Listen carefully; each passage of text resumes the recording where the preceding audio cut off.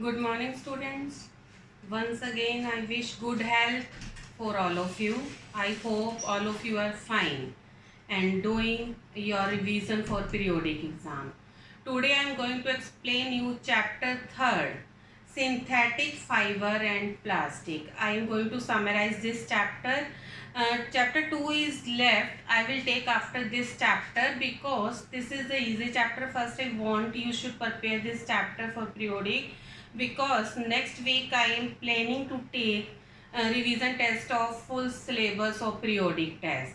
Tomorrow is test of chapter 1, but next week's probability is there. I will take test of all the chapters.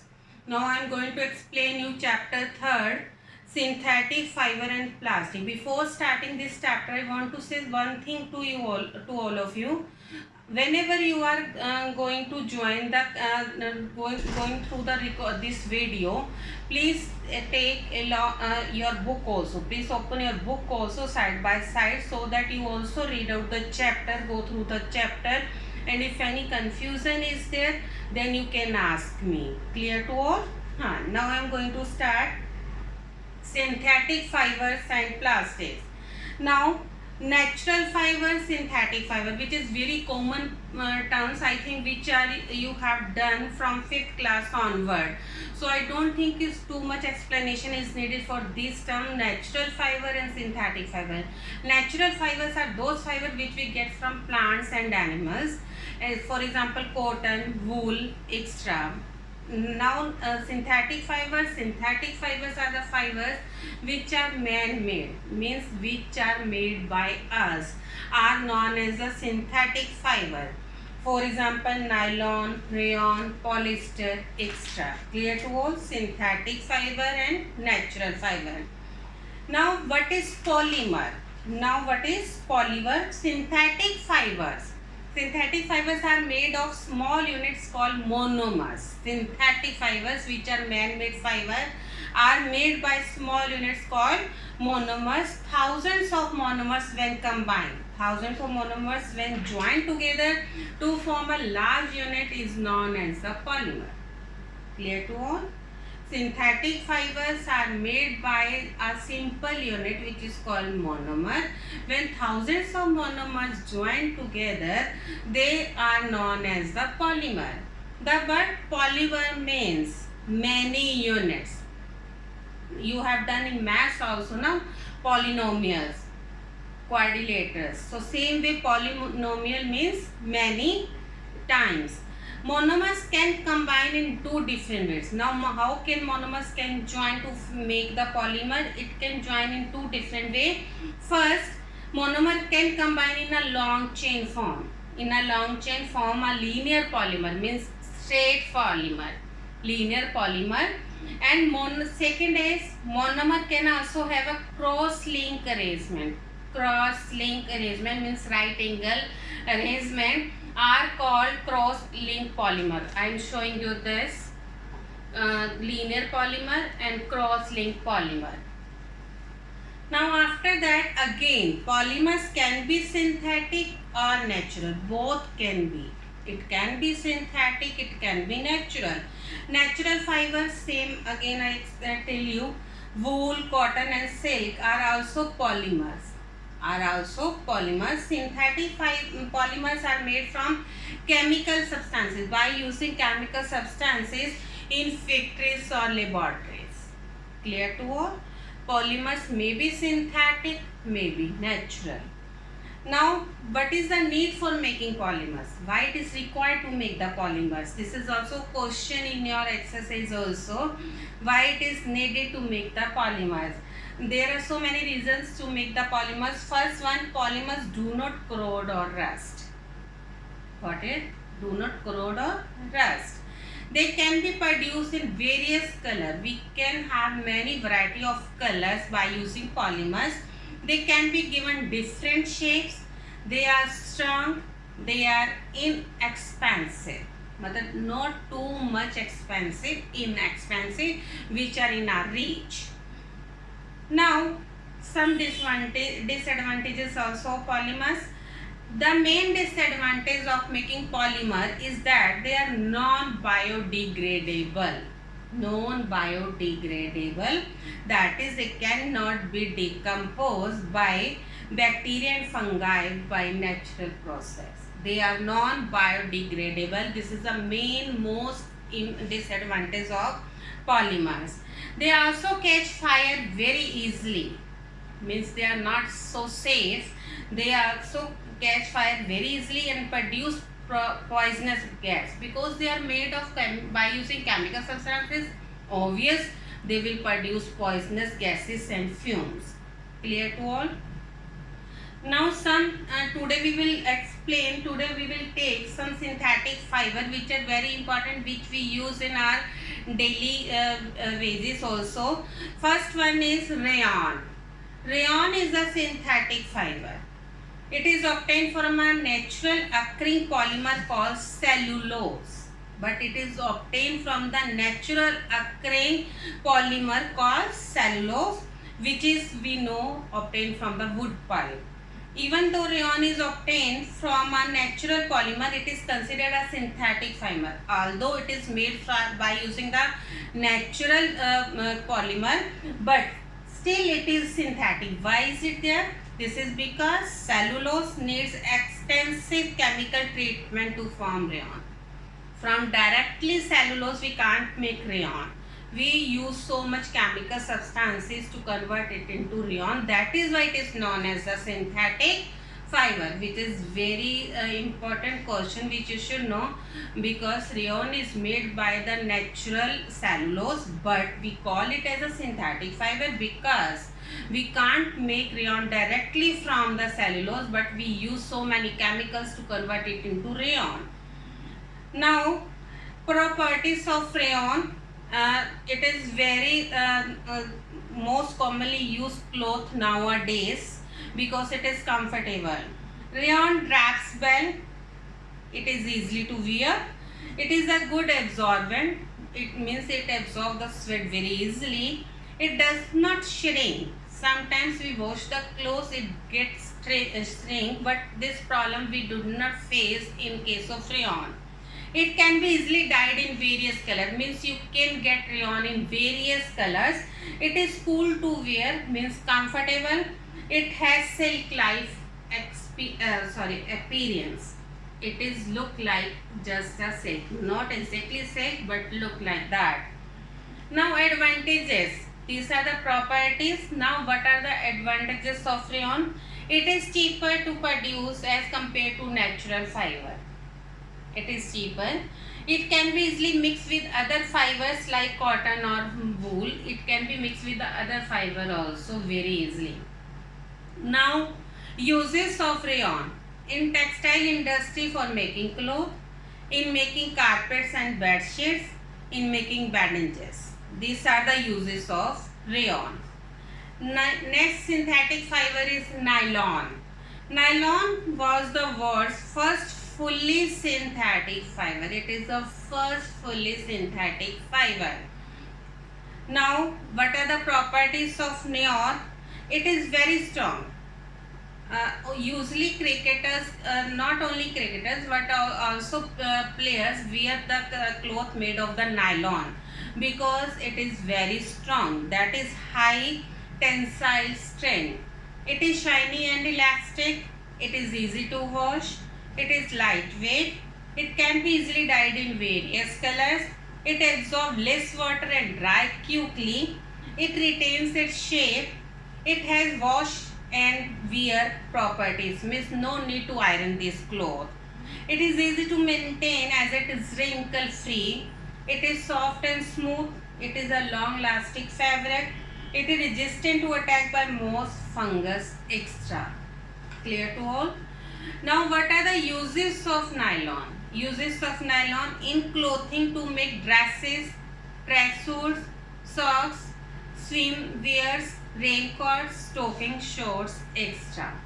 In making curtains, bed sheets, etc. In making ropes, parachutes, fishing nets, toothbrushes, car seat belts, sleeping bags, racket strings, tire, umbrella, etc. Nylon is used to making for such a large variety of products. Polyester. Now next synthetic fiber is polyester. Polyester is one of the most widely used synthetic fiber in the world. It is long chain polymer of chemical substance called ester. Long chain polymer of chemical substance by using chemical substance which is called ester. Ester. Ester. Now properties of polyester. It is extremely strong and tough. It is lightweight. It is durable. It does not get wrinkled easily. It is resistant to most chemicals. It absorbs very little water. It does not shrink or stretch. It dries quickly. It can be dyed in various colors. Now properties of nylon and polyester, somewhere it is almost same. Now after that, polyester. Uses of polyester. What are the uses of polyester? It is used in textile industry for making shirts, dresses, sarees, tracksuits, curtains, bedsheets, pillows, carpet, etc. Polyester can also be mixed with other fibers to produce a fabric having blended properties. Polycotton.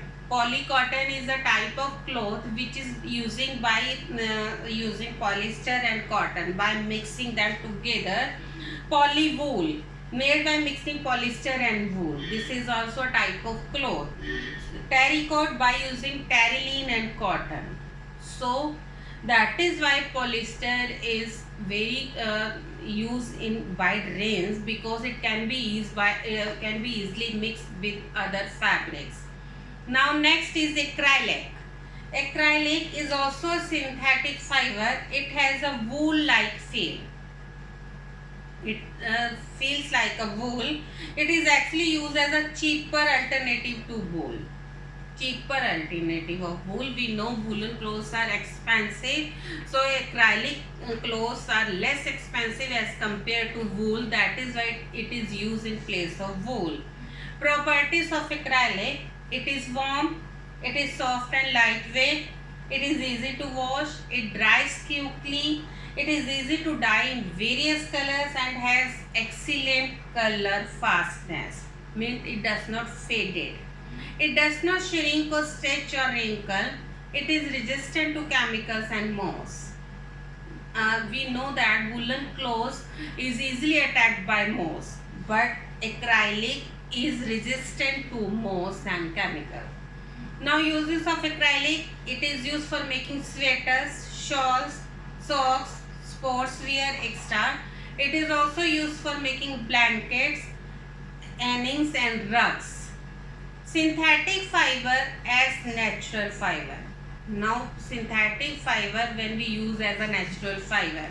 Synthetic fiber are usually stronger than natural fiber. It is actually comparison between these two. They are generally wrinkle free. They are durable and easy to maintain. They do not absorb much water. They dry quickly. They are resistant to moth. They can be washed easily. They are available in variety of colors which do not fade on washing. So this is the actually advantages of synthetic fiber over natural fiber.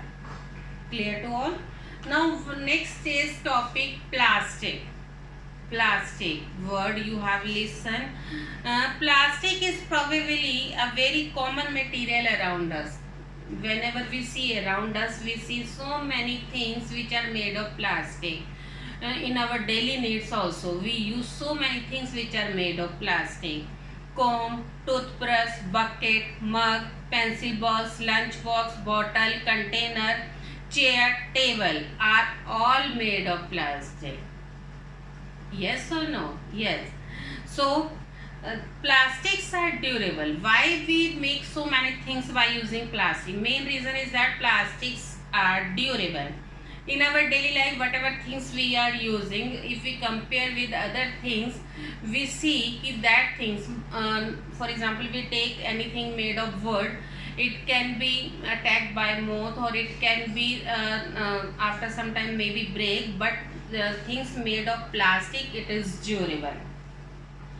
Plastics are resistant to weather conditions. Plastics can be colored easily, and in any color it can be available. Plastic can be shaped easily. Now plastics are recyclable. Plastics can be melted by heating and used to make a wide variety of products. Plastics are resistant to many chemicals, water and air. Plastics are inexpensive and quite strong. As we compare with other things, plastics are not so much expensive as compared to others, and plastic things are always strong. Plastics can be reused. Like synthetic fiber, plastics are also polymers. Plastics are also polymers. These are also consist of linear polymer or a close-linked polymers. Plastics which can be softened and get deformed, which heated, is called thermoplastic. Repeat again. Plastics which can soften and get deformed when heated. When we heat it can be deformed, are called thermoplastic. Such plastic can be bent easily, means you can change its shape. Thermoplastic can be remolded as many times as desired, means as many times as we desire, we can change it again and again by heating it and by melting it. Now, by first softening them by heating, PVC is a thermoplastic. PVC is one of the most important example of thermoplastic plastic. PVC, full form of PVC is polyvinyl chloride. Polyvinyl chloride is a thermoplastic. It is a good electrical insulator. That is, it does not allow electricity to pass through it. It is therefore used to make coverings around electric wires and electric tapes. It is also used in making floor tiles, containers, and also in making raincoats, car seats, and waterproof coating of folders and bags. Now next type is thermosetting plastics. What are thermosetting plastics? On the other hand, the plastic which does not get deformed, which cannot be deformed on heating. Instead it hardens. Instead it becomes more hard when we heat it. Once set, it cannot be reshaped even on heating. Once we set it in any shape, we cannot reset it. It's called thermosetting plastic. Thermosetting means once it is set it, then we can't change its shape. Bakelite is an example of thermosetting plastic. Bakelite is used in making electrical plugs, switches, combs, etc. In this table 3.1, please go through this table. It is the differentiate between thermosetting and thermoplastic with example. Please go through this. Now plastic and the environment. We all are very much aware that plastic is very harmful for our environment, because one of the main reasons is that plastic is non-biodegradable, because it does not decompose even after thousands of years. So plastics are non-biodegradable. Recycling of plastic is very costly. This is also one of the main reasons. Plastics on burning release many poisonous gases causing air pollution. So that is why we are all advised not to use plastic. As much as we should not try to buy the things which are made of plastics. Measures to reduce plastic pollution. How can we reduce plastic pollution?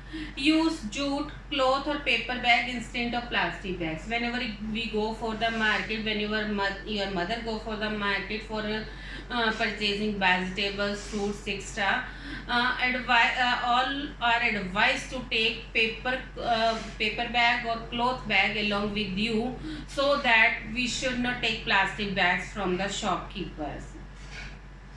We demand plastic bags from the shopkeeper, that is why they purchase this. If we don't use this, then definitely it will be banned.